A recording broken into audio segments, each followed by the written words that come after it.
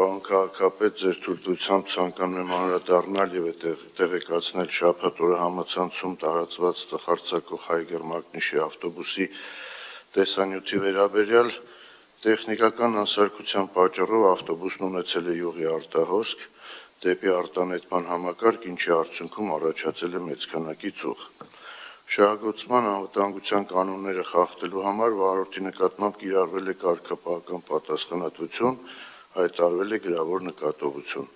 Նշեմ նաև, որ ավտոբուսը գտնվել է երթուղուց դուրս եւ ուղևորվելիս է եղել հավաքակայան։ Տեղի ունեցածն անթույլատրելի է, միջադեպի կապակցությամբ մեր հանրությունից խնդրում ներողություն։ Շնորհակալություն։ Պարոն Կիրակոսյան, իրականում շատ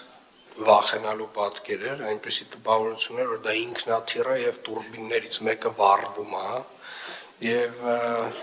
նույնը ինչ նախորդ շաբաթ քննարկում էինք պարոն Կատվալյանի հետ, այսինքն այն ինֆորմացիան, որ այստեղ հնչում է, պետքա տեղայնացվի ձեզ մոտ, այսինքն բոլորը պետքա տեղեկացված լինեն, ինչի մասին ենք մենք խոսում երկուշաբթի օրերը այստեղ։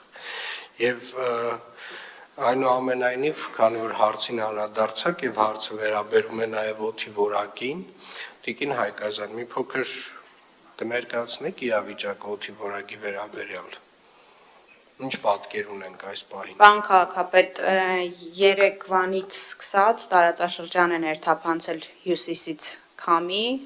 որի արդյունքում տեսանելիորեն նաև մեր տվիչների 181 տվիչները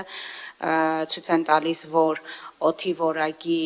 զգալի բարելավում է տեղի ունեցել, զգալի այնքանով, որ համադրելի է ամառվա ցուցանիշների հետ։ Երեք առավոտյան կազմում էր 29, շուրջ մինչև 30, այսօր 65 եւ 8 PM 2.5-ի ցուցանիշը։ Միևնույն ժամանակ, երբ շարունակաբար ներկայացնում ենք օդի որակի մասին տեղեկատվություն եւ նշում ենք, որ այո